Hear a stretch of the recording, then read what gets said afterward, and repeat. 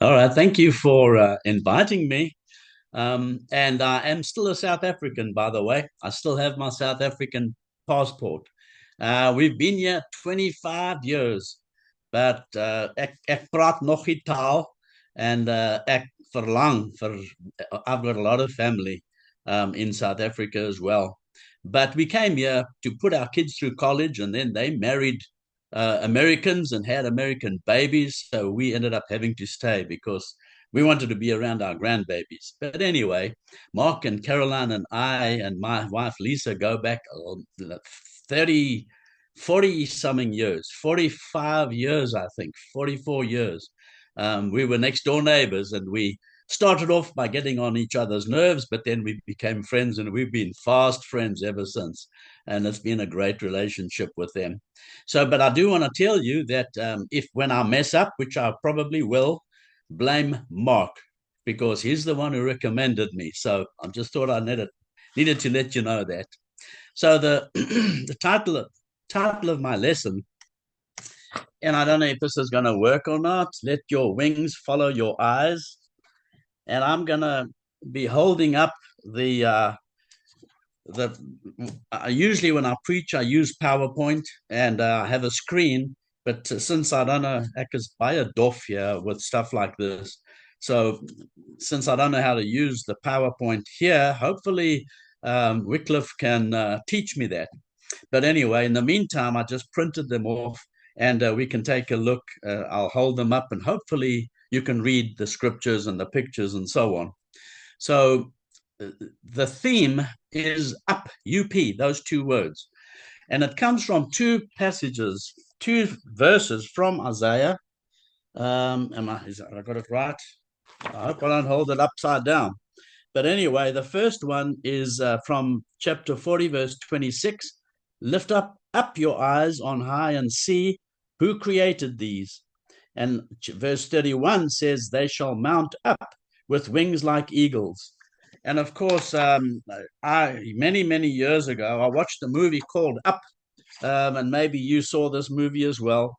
It was actually a very sweet movie about a little old man who decided to uproot his house and fly up to a place where his wife wanted to be, but she passed away.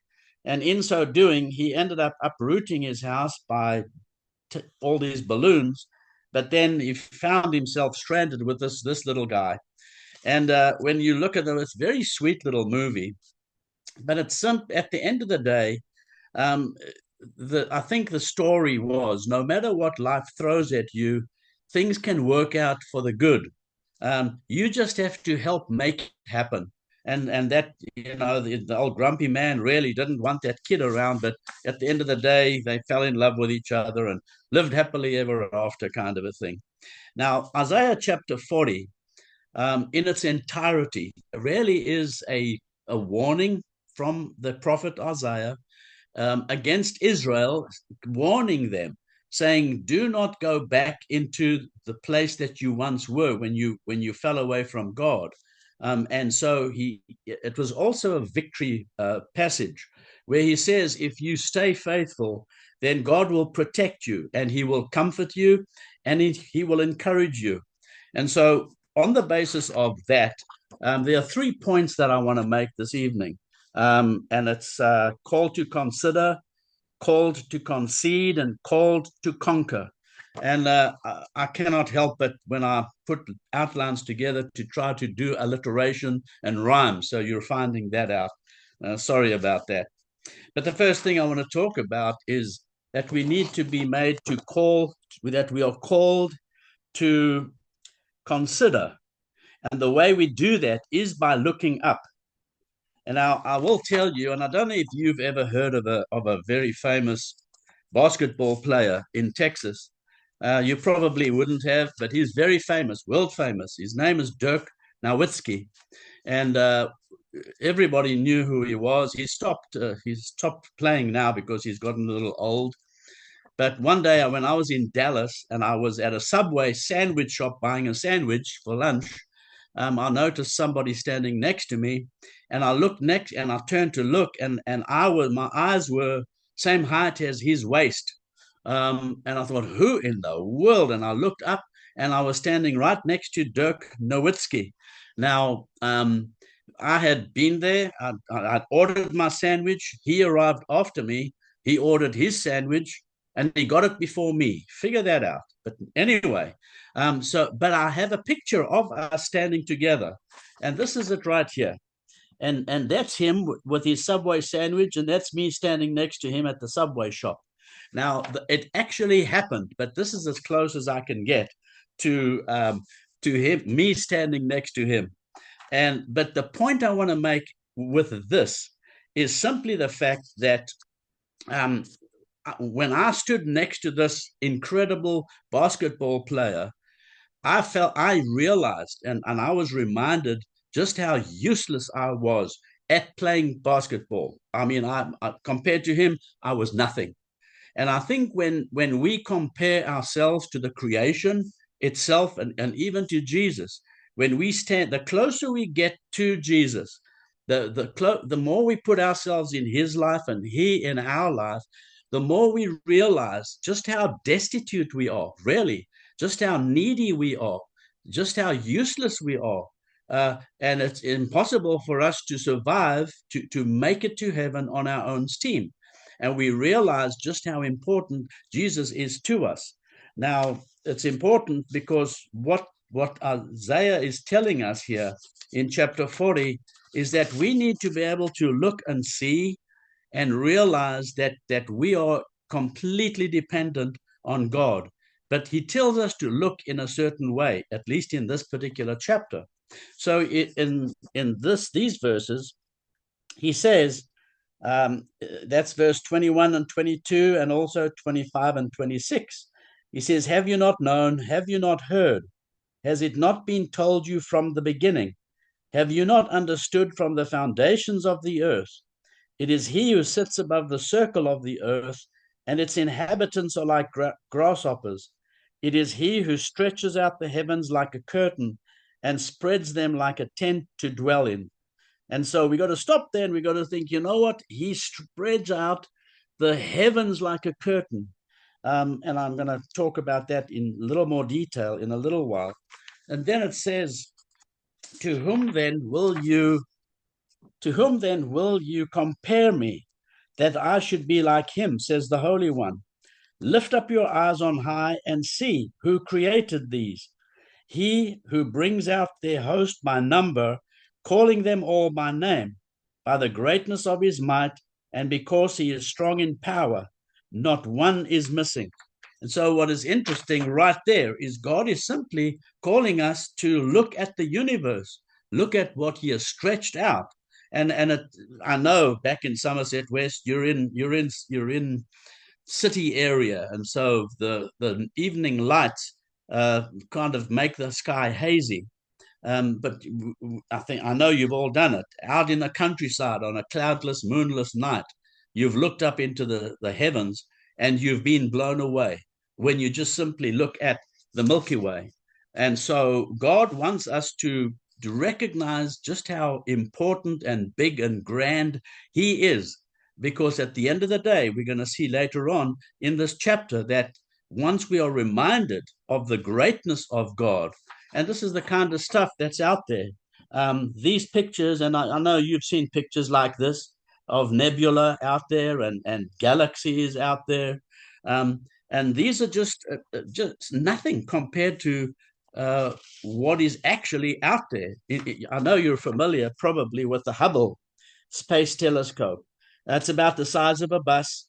It was sent out there in 1990. So it has been up there for 35 years already, sending pictures of, just like I showed you, of these nebulas and things.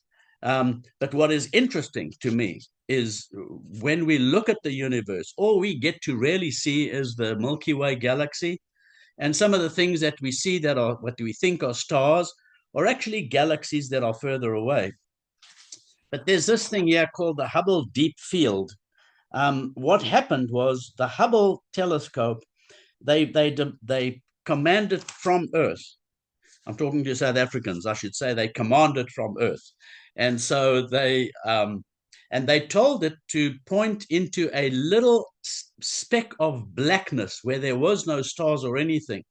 And the size of that point, the place where it pointed to, if you took a grain of sand and put it on the end of your finger and stretched it out arm's length, and looked at the sky through with the grain of sand in front, that little piece of sky is what the Hubble telescope picked up when it took what it called the deep field. And they counted that there were 10,000 galaxies in that picture that the Hubble took. Then, of course, later on, we see the James Webb telescope that's been up there since just for a few years now. And it's 1,000,000 miles away from Earth, circling the sun, just like the planets do. It also did what's called a deep field. And this particular one was what they counted 16,000 galaxies that are out there in that one little speck of sand place. Now, that to me just shows us that how little we know. In fact, the astronomers have estimated that there are probably at least 2 trillion galaxies that are out there, and many of them way, way, way bigger even than our Milky Way. And so we see things like that, and we are completely blown away at what God shows to us. And so that's why Paul in Romans chapter 1, verses 19 and 20 says, "For what can be known about God is plain to them, because God has shown it to them. Ever since the creation of the world, his invisible nature, namely his eternal power and deity, has been clearly perceived in the things that have been made, so they are without excuse." And so back 2,000 years ago, the Apostle Paul was already telling us that when we look at the universe, we don't have an excuse. And yet there are atheists out there who, in spite of everything that they see, in spite of that, in spite of the immensity of the universe and the mind-blowingness, if I can use that word, of even atoms and molecules and how an amoeba comes together and all of that, when they deny that, then it says here they are without excuse. In other words, they're gonna pay for their choice to not believe in God.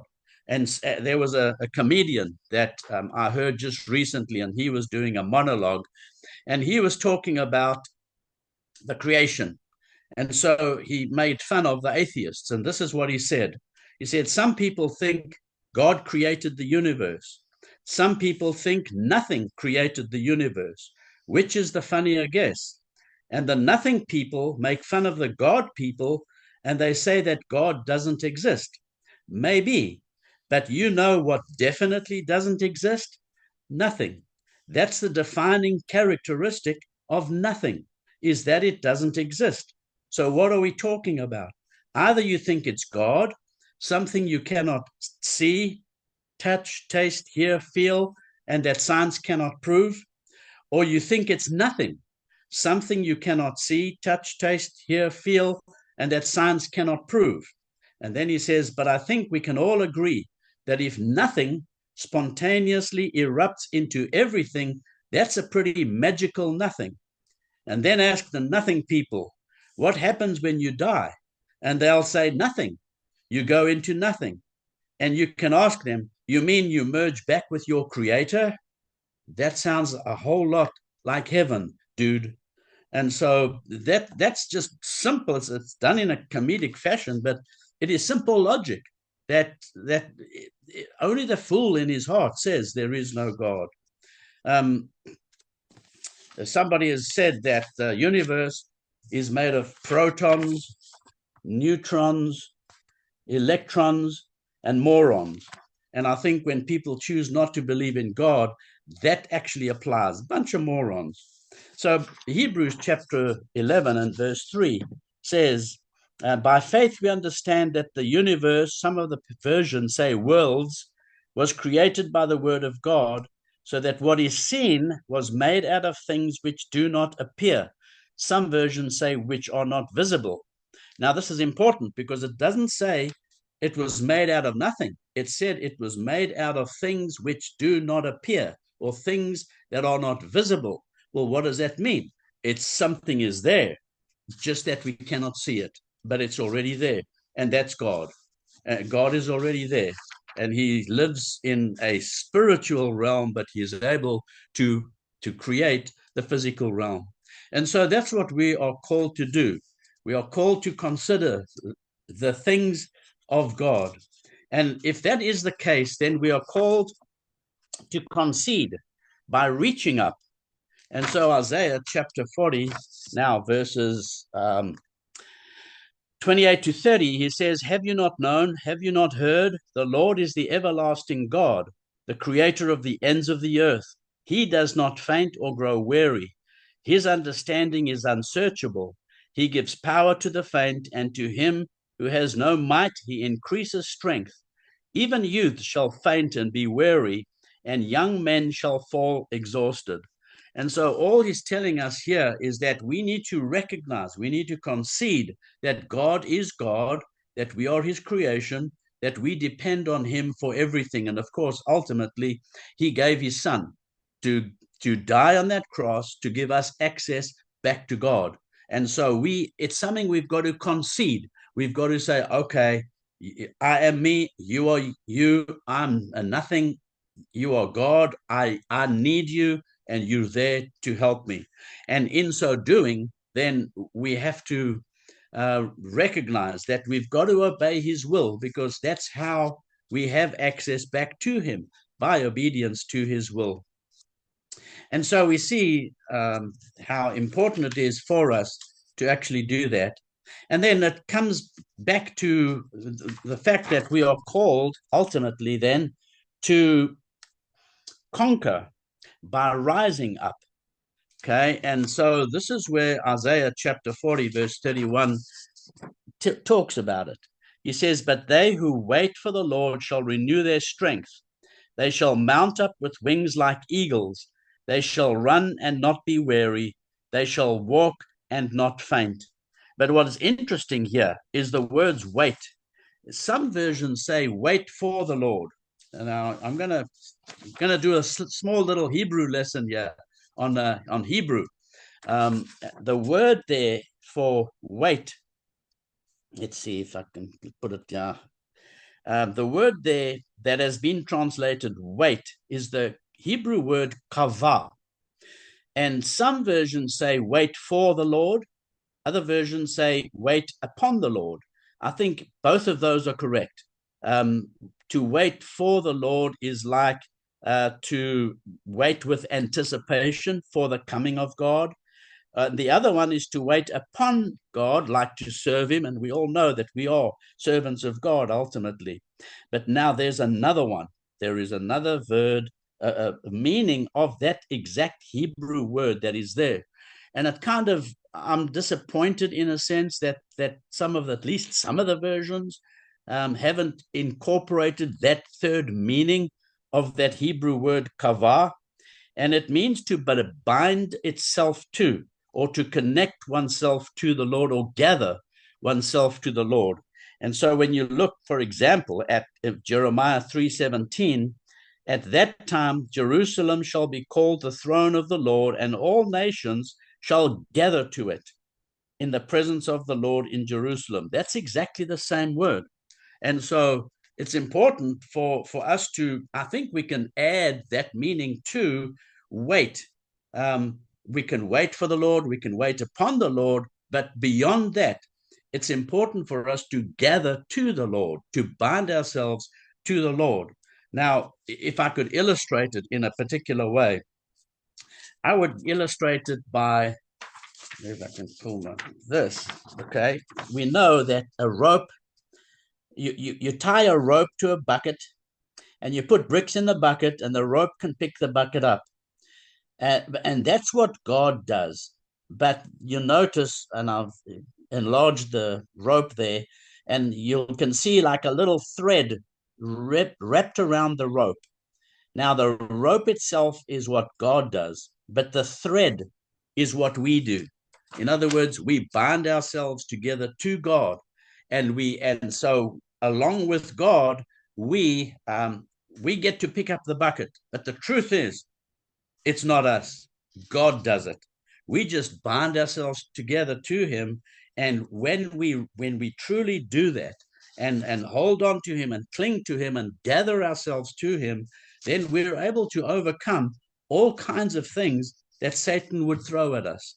And so it's important for us then to recognize there are many people, and there are examples in the Old Testament and New, where people bound themselves together to God. And in the doing of that, they waited upon God, they waited for God, but they clung to God. And it's important for us to realize how it's what we need to do. And so when you go to a place like Hebrews chapter 11, where the Hebrew writer says something like, he says something like, "And what more shall I say? For time would fail me to tell of Gideon, Barak, Samson, Jephthah, David, and Samuel, and the prophets, who through faith conquered kingdoms, enforced justice, received promises, stopped the mouths of lions, quenched raging fire, escaped the edge of the sword, won strength out of weakness, became mighty in war, put foreign armies to flight." All of these individuals, and four of them were from the judges. They were judges. You can read about them in the book of Judges. And what's interesting is all of these individuals had elements of weakness. There were times when they messed up, but at the end of the day, they clung to God. And time does not allow me to go into those details, but maybe you can just read them up for yourself. But at the end of the day, they were able to overcome against huge odds. And as David said, the battle belongs to the Lord. When he walked down to take out Goliath, they said, "What? You're an idiot. I mean, look, you're not using armor. You're just taking a sling. That's crazy." David understood when he said, "The battle belongs to the Lord." He knew that when he threw that stone, God was the one who was going to guide it to where it needed to be. And that's what we need to do with our lives. We need to stop and smell the roses. We need to appreciate the grandeur that exists around us. And you guys sitting there right next to that beautiful sea. I mean, I miss it. Now and again we go down to Galveston, but it's nothing, absolutely nothing like what you guys get to experience. I've been where you were. I know what you have at your disposal, and to appreciate those things, because at the end of the day, God's the one who created it. And in the appreciation of that, let's draw strength from the fact that God is in control, that he did what he did so that we could stand amazed in his presence and move on from there and just become, at the end of the day, mighty in battle as we battle against Satan. And that's all I have to share with you this evening. Thank you. Wow, brother, you've